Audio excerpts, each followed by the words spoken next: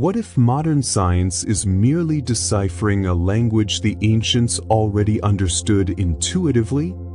Imagine a time when there were no telescopes, satellites, or computers. A time when so-called primitive peoples raised their eyes and hands to the sky, observing the stars, the tides, and the cycles of nature with a sensitivity that today would seem impossible. And yet, they built monuments that defy modern logic. Millennia-old pyramids perfectly aligned with constellations. Temples that capture solstices and equinoxes with surgical precision. Stone circles that echo universal mathematical patterns. For centuries, all of this was dismissed as coincidence, folklore, or superstition. But what if we are beginning to see all of this with new eyes? What if what we call hidden wisdom, that which was lost in the folds of time, is, in fact, returning disguised as scientific innovation? The truth is, we are witnessing a silent reunion. Modern physics, neuroscience, and even cellular biology are increasingly stumbling upon concepts that ancient cultures already practiced daily. By instinct, by connection, by wisdom. Civilizations with no access to modern technology demonstrated mastery over knowledge that we are only just beginning to grasp. Geometric patterns that govern the universe, vibration as a creative force, time as a spiral rather than a line. All around the planet, independently, cultures as distinct as the Mayans, Egyptians, Druids, and Vedic peoples spoke, in different words, of the same principles. Why are these teachings so similar if these cultures never communicated? What exactly did they know, and how did they know it? Perhaps, instead of asking, how did they know this, we should ask, why did we stop knowing? In recent centuries, our obsession with measuring, controlling, and dissecting the world has pulled us away from subtle perception. But that tide is shifting. More and more scientists, even from the most skeptical fields, are beginning to admit that there is a deep intelligence in ancient teachings. And maybe, just maybe, we have disconnected from something essential, a wisdom that cannot merely be proven, but must be felt, practiced, lived. This video is an invitation to travel between worlds, between the visible and the invisible, the rational and the intuitive, the forgotten past and the future that calls for reconnection. We're about to explore how modern science is gradually beginning to decode the truths our ancestors once knew. Not with arrogance, but with reverence. Because what we call mysticism may simply be a science not yet recognized. And what you're about to discover may forever change the way you see time, the body, reality, and yourself. If you want to understand the universe, think in terms of energy, frequency, and vibration. Nikola Tesla. From the first drumbeats of ancestral tribes to the ritual chants in ancient temples, sound has always been used as a bridge between worlds. For the ancients, vibration wasn't just a physical property. It was a language, a key, an invisible power capable of healing, transforming, and connecting the human being to the divine. In the temples of ancient Egypt, for example, acoustics were designed to create resonance. Every room, every wall, seemed to amplify specific frequencies, creating sensory and spiritual experiences that went far beyond verbal understanding. In ancient India, mantras were chanted with mathematical precision, as each syllable carried a specific vibration meant to affect subtle bodies and energy centers, the chakras. In pre-Columbian America, the Mayan and Aztec pyramids weren't just stone monuments. They functioned as true acoustic instruments. In places like Chichen Itza, the sound of a simple hand clap reverberates in a precise and mysterious way, revealing a deep understanding of sound propagation and structural harmony. But why does this matter? Modern science is beginning to provide answers. Cymatics is the study of the shapes that sound generates in matter. When sand, water, or particles are placed on a vibrating surface, fascinating geometric patterns emerge: mandalas, spirals, forms that resemble sacred architecture.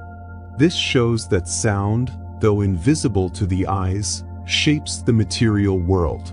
Just as the ancients said, the word creates. The solfeggio frequencies, for instance, used by Gregorian monks and associated with states of peace, healing, and introspection, are now being studied for their possible regenerative properties. Frequencies like 528 Hz, known as the frequency of love, have been tested by scientists for their impact on DNA and the electromagnetic field of the human body. The Schumann resonance is another point of convergence between ancient spirituality and contemporary science. Discovered in the 1950s, it represents the natural frequency of the Earth's electromagnetic field, around 7.83 Hz. Interestingly, studies show that the human brain in deep meditative states, alpha and theta waves, vibrates at precisely this frequency. Ancestral cultures that spent hours in connection with nature, in silence or in harmonic chanting, were tuned into this frequency without even knowing its name. Today, scientists study how being cut off from the Earth's natural frequencies can lead to disruptions in mood, sleep, and even immune function. This could explain, for example, why so many astronauts report emotional and physiological disturbances after spending extended time outside Earth's orbit. The ancients knew everything is vibration, and they used this truth in rituals, healing, and architecture. Sound wasn't entertainment, it was medicine. With the advancement of neuroscience and particle physics, vibrational medicine has moved beyond the realm of the esoteric and become a subject of serious study. Therapies using binaural sounds, harmonic music, Tibetan singing bowls, and even sonic biofeedback technologies are now being used in hospitals, rehabilitation centers, and modern therapeutic practices. Everything vibrates. Everything emits frequency, including you. Your body, your thoughts, your emotions, all are frequencies interacting with the field around you. The ancients understood this intuitively. That's why they were mindful of words, gestures, sounds. They knew they were creating realities with every vibrational choice. Today, perhaps more than ever, we are being called to remember energy is the raw material of the universe, and sound, vibration, is its language. To the ancients, time wasn't a hand turning on a clock. It was a living being with rhythms and cycles that governed life. We live in an era where time is linear, scheduled, anxious. Days measured by minutes, productivity counted by seconds. But for ancient civilizations, time was sacred. It wasn't a resource to be controlled, but a force to be respected, understood, and lived in cycles. This understanding is far from poetic. It is mathematical, astronomical, spiritual, and now increasingly scientific. Cyclical time in ancestral civilizations.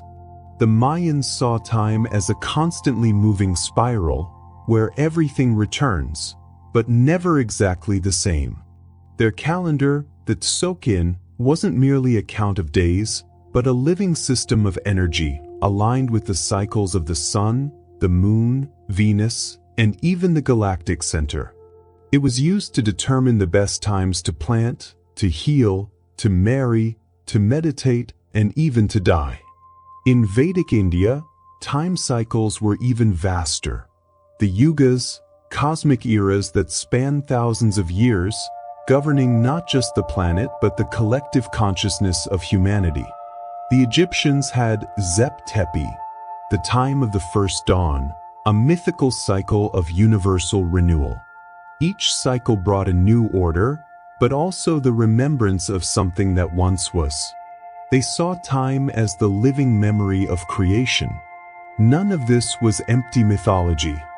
These were attempts to translate a broader reality. The universe breathes in cycles. Today, science is beginning to rediscover this cyclical concept. Research shows that solar cycles directly affect human behavior, from mood to birth rates, violence, and heart disease. Sunspots, which follow cycles of roughly 11 years, influence Earth's electromagnetic field, and with it, our own biological field. Likewise, circadian rhythms, now widely recognized in modern medicine, reveal that our bodies follow an internal clock connected to sunlight, temperature, and even the moon phase. Hormones, digestion, sleep, and cognition all obey this silent dance that the ancients perceived intuitively. Our body is a cosmic clock, and it aligns, or falls out of sync, with the rhythms of the planet. For the ancients, celebrating the solstice or equinox wasn't just tradition. It was a ritual of attunement. Time was honored as an entity with its own intelligence. Harvests, ceremonies, and even architectural constructions were designed to mark exact moments of energetic transition. Today, we still celebrate the end of the year, birthdays, and religious rituals based on the calendar, but without understanding the energetic force behind these moments. There is something powerful in recognizing that time is not only measured, it is felt. The Greek concept of kairos, the opportune time, stands in contrast to chronos, chronological time. Kairos is soul time, the right moment, the sacred instant when something is revealed. This idea was also present in oracles, full moons, eclipses, in heartbeats synchronized with the seasons. Carl Jung spoke of synchronicity, events connected not by cause and effect, but by hidden meanings. He believed consciousness is connected to an archetypal time, where past, present, and future coexist on another plane. The ancients already lived this. Prophetic dreams, visions, astrological predictions, all were part of an intimate relationship with time. And perhaps, at the deepest level, this is the true lesson. We are not merely inside time. Time is also inside us. Temples weren't built only for the gods. They were designed as bridges between worlds. Over time, the great monuments of ancient civilizations have been seen as symbols of power, religious centers, or feats of engineering. But there is a deeper mystery behind these structures. A mystery that is slowly being unveiled. They were built as portals, not in the science fiction sense, but as points of connection between the human and the cosmic. The Great Pyramid of Giza is perfectly aligned with the 4 cardinal points. Stonehenge precisely marks the sunrise on the summer solstice. The Temple of Angkor Wat in Cambodia mirrors constellations in its layout and aligns with the equinoxes. These are not coincidences. They are messages encoded in stone, a reminder that the builders didn't merely observe the sky, they imitated it. These structures capture celestial moments in stone, as if to say, we are here, but we are part of something much greater. And the most curious part? Modern science, once skeptical, is beginning to validate these connections. Astronomers, engineers, and physicists are investigating the mathematics behind these alignments and recognizing a level of precision that, even with today's technology, would be difficult to replicate with the means available at the time. Behind many of these constructions, we find recurring geometric patterns, the golden ratio, phi. perfect squares and circles, mandalas carved in stone, representations of the flower of life, the Fibonacci spiral. This geometry wasn't merely aesthetic. It was vibrational. The idea was simple and profound. Form carries frequency. And for that reason, certain proportions generate specific mental and spiritual states. Temples were built based on these principles to induce states of expansion, meditation, and transcendence. It was like stepping into a calibrated energy field. Today, scholars like Nassim Haramein and other independent researchers argue that this geometry is the same that governs planetary orbits, atoms, and even galaxies. In other words, ancient architecture was copying the designs of the universe. In recent years, a new scientific field has emerged: neuroarchitecture, the study of how physical spaces affect our brain, emotions, and mental states. Research shows that spaces with certain proportions, lighting, and acoustics can reduce stress, induce focus, enhance well-being, and even accelerate healing processes. Exactly what the ancients aimed for when building their temples, sanctuaries, and stone circles. Buddhist monasteries, Gothic cathedrals, Sumerian ziggurats all share something in common. They weren't built merely to house rituals. They are the ritual itself in physical form. Imagine a space built to be breathed, to be felt, where every stone, every angle carries intention. In indigenous traditions, this takes the form of sacred malokas. In the Andes, structures shaped like chicana. In China, the principles of feng shui. All of these cultures knew that the place where you live, meditate, sleep, and dream shapes your energy. It's no wonder so many people feel something inexplicable when entering places like Machu Picchu or temples in the Himalayas. It's not just the view. It's the vibration. It's as if the space itself has consciousness. And at that point, maybe architecture stops being stone and becomes a prayer. Know thyself, and you will know the universe and the gods. Inscription at the Temple of Delphi. For millennia, the spiritual masters of ancient civilizations taught that the human body is a temple, that within us lies a map, a key, a sacred code. They spoke of vital energy, chakras, ascending serpents, sacred breath, memories of ancestral lineages. For a long time, all of this was dismissed as mythology or superstition. But now, modern science is beginning to shed light on what the ancients already practiced. The body is, in fact, an archive, a transmitter, a mirror of creation. Our DNA is not merely a sequence of genetic codes that determines eye color, height, or predisposition to illness. It is now being studied as an informational, vibrational, and even electromagnetic structure. Experiments conducted by scientists like Luc Montagnier and researchers in epigenetics show that DNA responds to the environment, to emotions, to thought, and to intention. It is not fixed as once believed. It adapts, it vibrates, it responds. This echoes the ancient teachings about sacred lineages and ancestral memory. In many cultures, it was believed that spiritual wisdom and trauma were not just passed down culturally, but biologically. Science now confirms this. Epigenetics is the field that studies how experiences, traumas, and beliefs are recorded and passed down through generations. In other words, what you feel today may be the echo of an unresolved pain from your ancestors. In the Indian tradition, chakras represent energy centers connected to organs, emotions, and states of consciousness.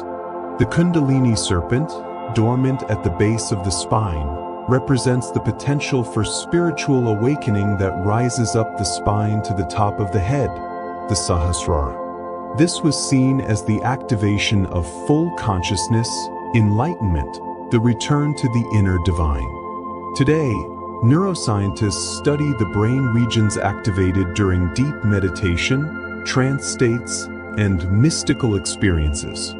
The prefrontal cortex, pineal gland, and limbic system are key regions linked to expanded perception, empathy, and states of bliss. Science is also investigating the electromagnetic fields of the human body. The heart, for example, emits a field hundreds of times stronger than the brain's. Researchers at the HeartMath Institute have demonstrated that this field communicates with the environment and with the fields of other people. This brings us back to what the ancients already knew. We are antennas. Ancient traditions knew that breath is not merely oxygen moving in and out. It is energy in motion. It is consciousness being sculpted moment by moment. Indian pranayama, the sacred breath of Egypt, the breathing of Sufi dervishes, Tibetan chants, all have one thing in common: using the breath as a portal. Today, practices like holotropic breathwork and the Wim Hof method are being studied by neuroscientists and are showing concrete results in emotional regulation, immune boosting, and perception expansion. When we breathe consciously, we access subtle layers of the mind. We reprogram patterns. We create inner space. The bridge between science and spirituality becomes even clearer here. Meditation, once viewed as an esoteric practice, is now prescribed to treat anxiety and depression. Silence, once cultivated in monasteries, is now studied for its ability to reorganize the brain. Contemplation, once reserved for monks, is now a tool for CEOs and therapists. The message that echoes from all these discoveries is simple and profound. The temple is not out there. It is within. And everything the ancients once did with stone, with symbols, and with rituals, you can now do with your body, your mind, your field. You are the alchemist. You are the oracle. You are the codex you've been searching for. For thousands of years, spiritual traditions around the world have claimed that reality is not something fixed, objective, and external, but rather something shaped by consciousness. The Vedas spoke of Maya, the illusion of matter. The Egyptians viewed the mind as the true center of power. The Kabbalah taught that the visible world is only the shell of invisible worlds shaped by intention. In the ancestral view, the mind doesn't merely observe the world, it creates it. Today, this idea, once confined to the realm of mysticism, finds resonance in the unlikeliest of places, the laboratories of modern physics. Quantum physics and the role of the observer. In the early 20th century, scientists began investigating the fundamental particles that make up everything in existence. And that's when something extraordinary happened. In the famous double-slit experiment, it became clear that subatomic particles, the building blocks of reality, behave differently when they are being observed. In other words, the act of observation alters the behavior of reality. This may seem impossible at first glance, but numerous repeated experiments demonstrate that the observer's consciousness influences the outcome. Light can behave as either a particle or a wave depending on the expectation of the experiment. This completely shook the notion that reality is objective and independent. Physicist John Wheeler even stated, "The universe does not exist unless it is observed." This takes us directly back to what the ancient masters once taught. The mind is the creator, and reality is shaped by perception.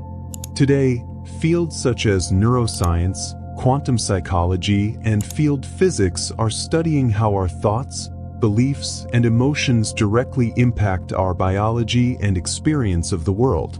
The so-called placebo effect is one of the greatest proofs of this. When someone truly believes that a medication will heal them, even if it's just a sugar pill, the body responds as if the medicine were real. This shows that belief creates physical effect. Science is beginning to map what the ancients already knew. Thoughts are vibrations. Emotions are frequencies. Intentions create fields. Consciousness generates reality. This aligns with the so-called universal laws found in Hermetic, Toltec, indigenous, and mystical traditions. The law of vibration, for example, teaches that everything vibrates and that you attract what matches your frequency. The law of attraction, popularized in modern culture, is simply a simplified version of this ancient truth. You don't attract what you want. You attract what you are.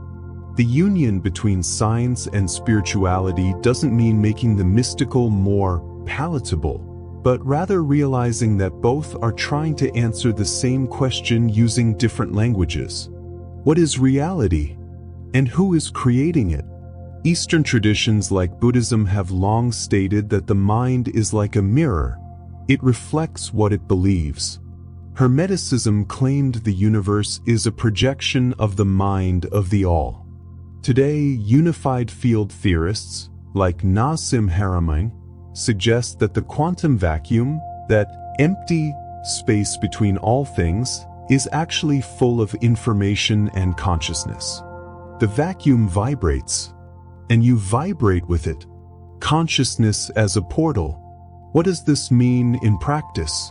That your mind is a portal, your attention is a lens, and your reality is a mirror.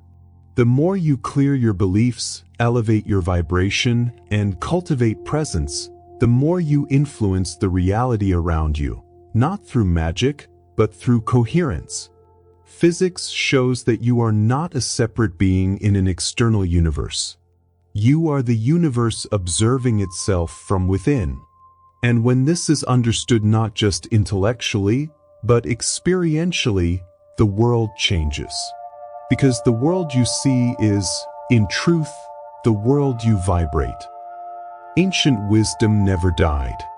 It simply hid itself, waiting for us to be ready to see it with new eyes. For a long time, the knowledge of the ancients was treated as superstition, naive mysticism, or romanticized nostalgia for the past. But now, something is shifting.